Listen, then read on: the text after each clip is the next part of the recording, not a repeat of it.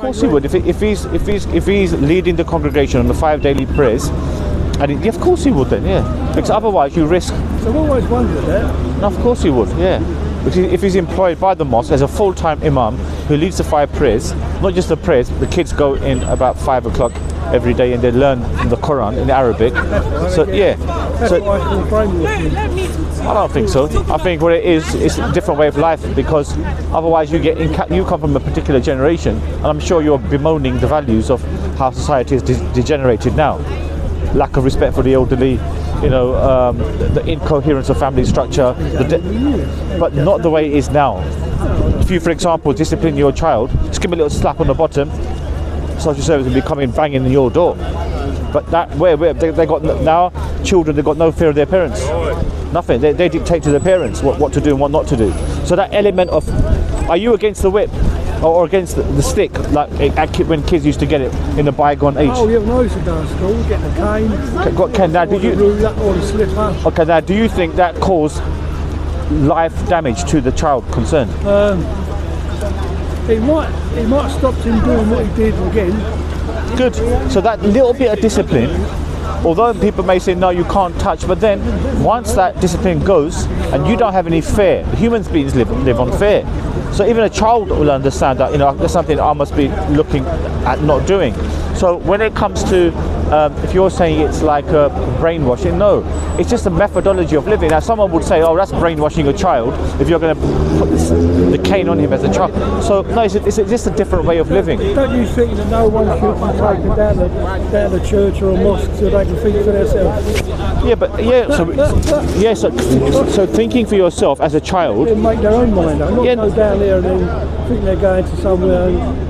But I see a thing on the telly once where they said a child has to learn every page in the mosque. That's true. So you learn every page of the Quran. So the Quran is in Arabic. And they have to learn. If they don't, then they get chastised for not learning. Yeah, once upon a time they'd get even a little bit of a stick, but that's not allowed, you see. That's just stupidity and culture on the part. But actually Islam does not. Why put kids under pressure? No, you're right, I agree. To read a book? No, it does happen, you're right, I'm not disputing that, but it's not allowed to happen. Are you following what I'm saying to you? Yeah, I know what you mean. So they're warped type of cultural aspects, because they get frustrated, the kids not learning it, let's give them a little bit of a wake up. No, that's not allowed actually in Islamic terms. You understand? It's just culture overrides it. That's it. But today, like we just mentioned, like I said, you come from a particular age where you have, I think, you would accept that a little bit of discipline. I'm it's 77 now. 77, yeah. So you can go back to the 50s or whatever and understand what the type of era that was in which you were able to have that discipline, which formulated your in life in general. Now look at, for example, our societies today. One thing which really gets under my skin is the lack of respect for one's parents, or the lack of caring for one's parents. So why do we get so many old people's homes in this country? I find that intolerable. Well, because they can't fend for themselves, so they have to go to home. Now, my brother's my brother's wife, she lives on her own next. My brother died, she lives on her own. Gone completely blind in one eye, and this eye's going. And they said to their daughters that she's going to get blind soon.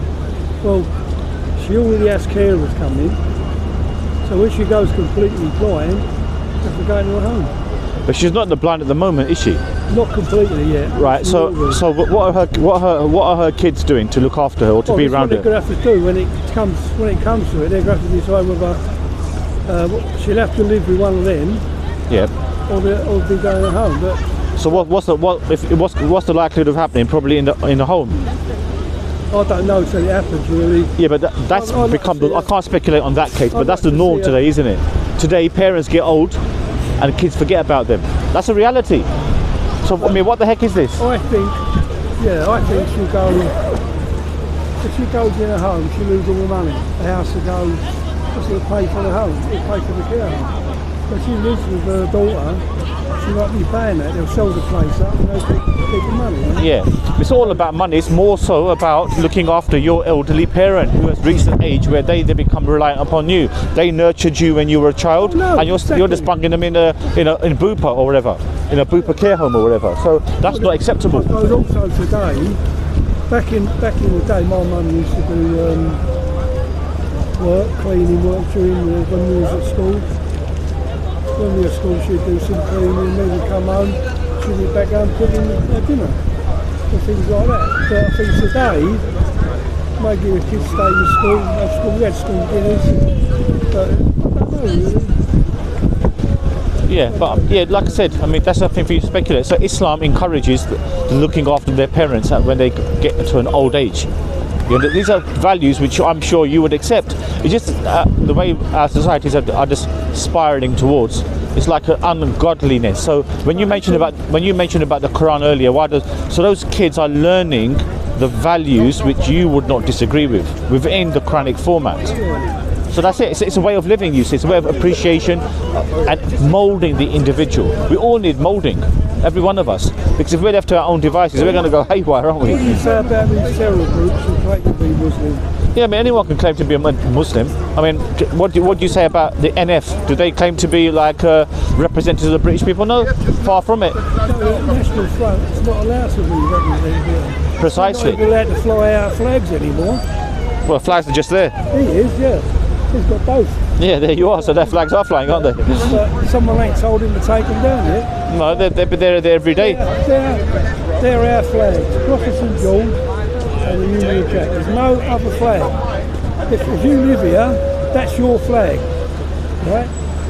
But what does that? The flag is just a flag. What is the value of the flag? What does it represent? Britain. Britain as what? Britain. That's So where you live. Okay, so but what I'm saying is, if the flag represents Britain, and you're saying the values, hence the values of Britain, then it begs the question: there will be so many values which you would fundamentally disagree with in total. No, I mean that to me. But no, but just I gave you a little example That's of one of the best sites over here. I come here to see that flag. one of the best sites. Because when it comes to St George's Day, you don't see a fucking flag over. No one, even up London, that dopey mayor of ours, that Khan, didn't even put any flags up, done sod all. When it was D-Day, he done sod all. When it Ramadan, Diwali, he's all out there, all the fucking flags, all the lights and everything. He's already said he don't give a shit about us. He's only interested in Muslims, asylum seekers, and I don't think he said that. I mean, he'd be out of a job in 30 seconds flat if he said that. No, he won't. He knows he'll never lose that job because he knows we are being overtaken by Muslims, right, in London. Well, Muslims are just growing exponentially due to them having larger families. Because he knows if he gets all the Muslims on his side, all the asylum seekers that are coming in this country, basically most of them are going to be Muslim anyway. Pardon? Most of them are going to be Muslim, aren't they? Yeah, asylum seekers by definition, this country needs cheap labour. That's why they let them in. Do you honestly think when they come for... Well, no, but what I'm saying to you, historically speaking... You want people to earn good money, not cheap labour. Now, I'll give you an example. Post-Second World War, when Britain's economy was on its knees. So was everybody else's, wasn't just us. Now, I'm just giving you an example. Why did they allow the influx of immigration? They allowed it to bring up the economy again and gave those asylum seekers to do the menial jobs. Whilst you were jollying it up in the pub. How many people like died in the war? We lost hundreds of thousands of them. First World War, Second World War, and the biggest crime that happened. So who lost hundreds of thousands of men? England. What about the Commonwealth countries who fought in a part of them as well? Yeah, okay, yeah. Well. So it was all short of people. Okay. And I don't understand that even when we got into Europe, right, first thing they did, cheap labour. All our lads couldn't work on farms, they couldn't do deck chairs, they couldn't do all them jobs they did before. They got some money and paid them all the money. Right? What about, so just to interrupt you, what about post-First World War then? When, have you heard of a writer and poet called Alan Ladd? He once said, they promised us homes fit for heroes. That's it. They gave us heroes fit for homes. There were no Muslims about in those days. No, there wasn't. Exactly. No, there wasn't. So what I'm saying to you is that these are people who put you into go and die in battle for their perverted sakes. That, you can't blame the Muslims for that, can you? No, so they were promised lavish life after. Where did that happen? You can't blame the immigrants for that, can you? If I look at some old film on YouTube of England in 1900, you never hardly see a black person, a Muslim, everyone's white. There's pictures there, all these people coming out of the factory, and you look all white. Everyone's white. So in them days, there was no them and us or them that religious thing. And there are very few Muslims about. You go out now, probably every building you see that used to be a pub or a garage is a mosque. Well, because they can't afford to maintain everything. For example, pubs now. For example, they can't afford to run now. No, because you don't go to a pub. Exactly, we don't drink because we're going to get. That's right. Yeah, and you know why we don't drink. All around the East End, pubs are all gone. Yep. Because it's all Muslims, they don't drink. They don't drink. But don't you think it's a good thing for the economy? Don't you think that it's taking? Did you know? Check this out. Hear this out. Check this out. Did you know how many billions of pounds are wasted on the NHS as a result of alcohol-induced? That's right. So you're happy with that? No, that's why they put the cost of alcohol up, the cost of smoking up. Yeah, but what I'm asking you, just observe what you've just said. Yes. You've got a complaint that the pubs are closing down, they've been turned into mosques or whatever. So the fact is that first of all, the pubs are unsustainable because the populace now are infrequenting. Pardon? Yeah, because what happens, for example, once upon a time in the English culture, you would have large families. Now, what happens? If you're fortunate, isn't that true? There used to be a big family, right? Like several kids in the family, but now that's no longer the case. Years ago, don't have too many kids. There you go. And what has that done for your society? It's just degenerated it, isn't it? That's years ago. We don't have to now. Yeah, but what I'm saying now, but they used to have a good, cohesive, moral family structure in those days. But now, you're lucky if a couple do get married, if they do have a child, it'll be probably one, pushing it two. You don't get any more than that today, do you? The very institution of marriage has been given the old elbow, isn't it? But I'd like to know what the average is between a white couple and a Muslim couple. They have more kids than we have. Yeah, so I mean that's a good thing because what that does, if the population goes down exponentially, but the point is the labour is going to go down. How are you going to build your? How are you going to look after your NHS, your hospitals, and your London transport, and all of your other things that Muslims are predominant in? Muslims own 33% of businesses in London. Did you know that? Yeah, but without them, therefore, London's economy would fall flat on its face. 33% of its businesses. So they're contributing. One second, they're contributing to the society of this country. This is why Mayor of London is a Muslim himself, isn't he? He's saying he's backing all the Muslims. I'm looking after him because he knows. Who do you think kept him in his job when he come up for the vote? Muslims. Well, we do know when Rishi Sunak, the 5'6" Indian Prime Minister, was actually put on the test, on the vote, he got knocked out, didn't he? Because he actually only got into government as a result of the machinations of Michael Gove when Liz Truss voted her in. Because the Englishmen didn't want a little Indian vote. Let's be brutally real about this. It looks good, doesn't it? Oh, look, we've got an Indian Prime Minister. Yeah, but we don't mind. But look at the way Michael Gove did it, though. Because when the face-off happened between Liz Truss and Michael Gove, the bleating Tories, they all voted for Liz Truss. And what happened? She just served 7 weeks and she was given the elbow by Michael Gove. And who comes in? The knight in shining armour, little Mr. Sunak. But when he's put to the test by the British public, they say, on your bike, son, you little Indian bloke. Anyway. Sorry? I didn't like him. You don't like him? I know, but the point is that the average Englishman who took the votes away from the Tories and gave it to the UKIP, for example, their votes went through the roof exponentially. It proved to me that he wasn't. It proves to us that the Englishmen don't want a little Indian bloke ruling them. That's what it shows. That sucked, though. When he left the house, when he left number 10, they interviewed him. He said the best thing that happened to me was it proves he's not English. My two little girls sat on the steps of Downing Street and lit 2 Dawah candles. When you think, oh, what's fucking gone on? All he's interested in, the best thing that happened was my 2 little girls lighting fucking Diwali candles, yeah. Not English. But what I'm saying, yeah. But what is English? So English would be lighting a Christmas tree, would it, or putting a, what you call a little bit of holly and mistletoe? We had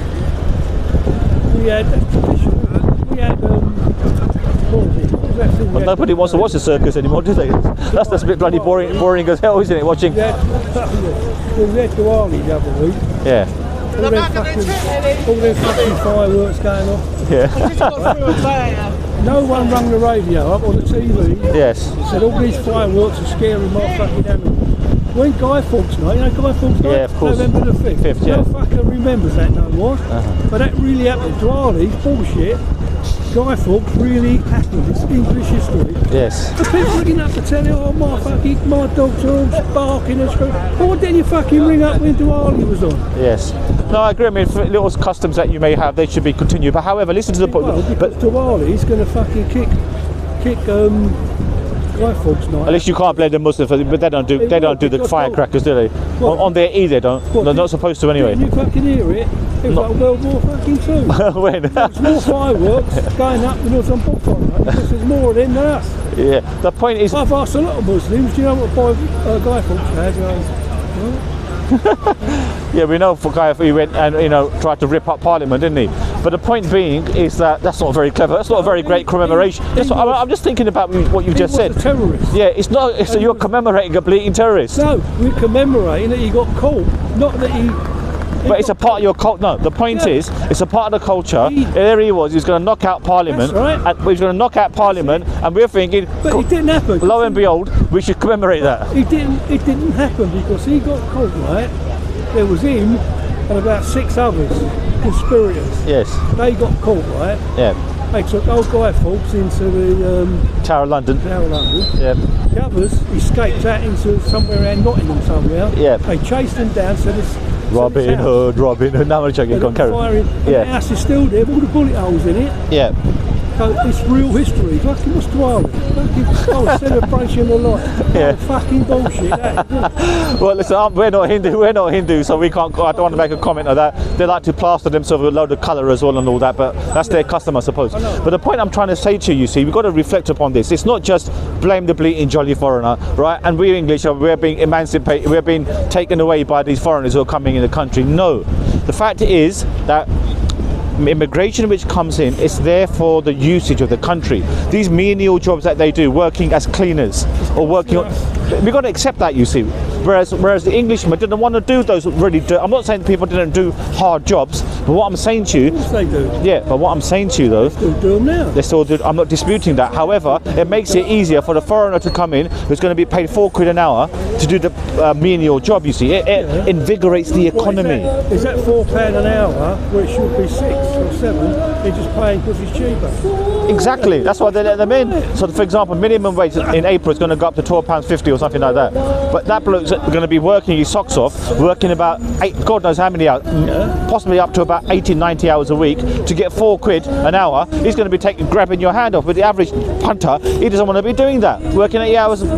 So what I'm saying to you, migration was a necessity throughout history. You see, Britain is built on the foundations of migration.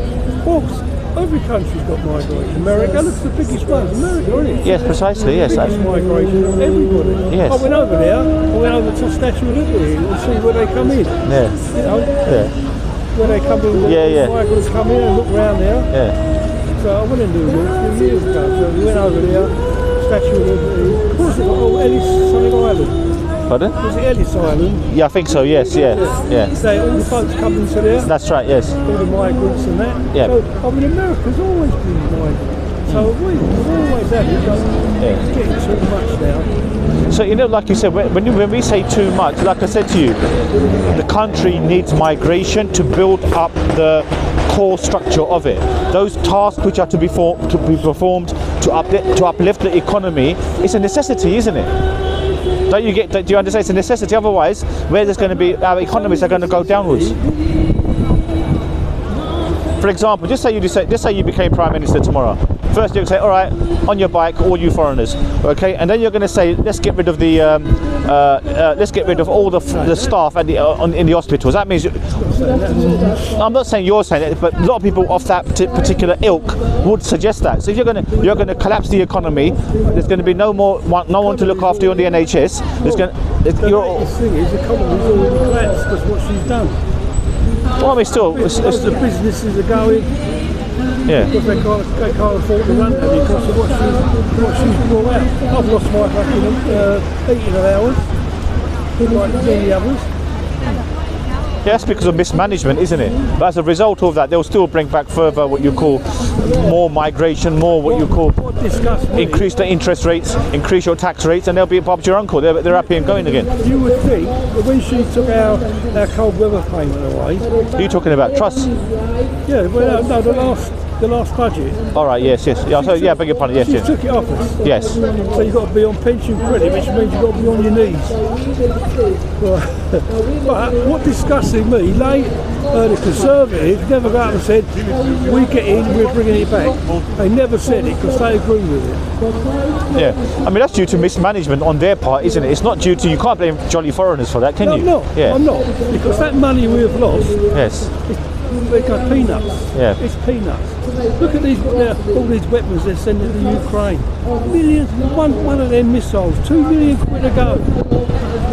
And there's other ones, 180,000 pounds a go. They're sending loads of. Exactly. That's all right. That's all right. It's all right to give billions away to Israel, for example, to carry on in their genocide. Same with all of it. Yeah, just give all that away. Forget about someone like you who is just asking for a little bit of few quid just to heat up his house. But they say, no, we can't sort you out, but we can stuff Israel with the genocide that they're doing.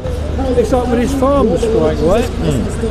What I read today was we're sending £850 million to Africa to help their farmers. They don't give a shit about it. They don't. You know what they're doing with the farming? Like the miners. They want that land. And they'll do away with farming because the cows are giving out too much methane and it's destroying the atmosphere. Very good point. Excellent point. And there's somebody on there the other day was saying, do you know there's people, developers are lining up to get that land? They're lining up. So what they're going to do, they're going to degrade farming by saying, we'll just get it in on a boat. We'll just get it in, don't leave you, right? Same with the coal miners. They've done them now. Yeah, we're sitting on 350 million years of coal. And we're doing nothing with that. And you know where we get coal from? Fucking Australia. Exactly. Go on YouTube. Yes. Where do we get coal from? All the way from Australia, they give us coal that we've got down there. There you go. Madness, isn't it? But I hope I've given you some other points to reflect upon in our conversation. So, like I said, I mean, you can't blame it. It's like a bit of, it'll border on ignorance to blame, like, yeah. It's that the rich are getting richer, the poor are getting poorer. Simple as that. Forever. Look at Prince Charles, they found out fucking money he's taking. Right? He's getting paid from all different areas all around the country because he owns that bit of land. Yes. Even a pier, there's a pier somewhere on the coast. Yes. He owns the land the pier's on. When they get on boat, he's getting money from that. But everyone's not saying nothing. Why? But, do you want to read the Quran as we spoke? It's in English. It's not in Arabic. You sure? No problem. I don't read the Bible. You don't read it? No. But one day, like you said, with due respect to you, when I went to school, yeah. When I went to school, I realised this ain't real. Why did you feel that? Well, who wrote the Bible? Unknown authors, really. People don't really know who wrote it. So some bloke, how many hundreds of years ago was that? About 1400 years ago. Well, nothing, does it? It don't say in here this book was written by Mr. First Edition. Yeah. Now, what it does, so it's claiming to be a divine revelation. But you don't know. That's what I'm saying. No one knows if it's true. Well, you can test it then. Test it out. See if there's any internal contradictions. See if it goes against established science. See what's inherently wrong with it. Then you can check it out. Any book. So in that case, anything written in ancient history, you can just dismiss it out of hand, just totally, because you've got no evidence. How many times that's been changed? Never been changed. Not like the New Testament. This is a unique claim. The unique claim of this book is it says if you find a contradiction therein, get a prize. No, basically it says that. It's a challenge. Whereas the Bible is literally a contradiction. I can show it to you relentlessly. All right, nice speaking to you though, yeah? You take care. All right, have a good day. I'm a very interesting conversation with a particular English gentleman of a particular bygone era. So he's got his set up values and set beliefs, which are quintessentially from like I said, a particularly bygone era. We don't want to stick. He's still elderly, so we've got to still respect him in every way, shape, or form. But you can see some of the gripes that he's got, which are pretty unjustified. But may Allah guide him. Even at this age, he's knocking on a bit, but he's still, like I said, set in his ways. But you know, I hope he's going to mellow soon, inshallah. Assalamu alaikum wa rahmatullahi wa barakatuh.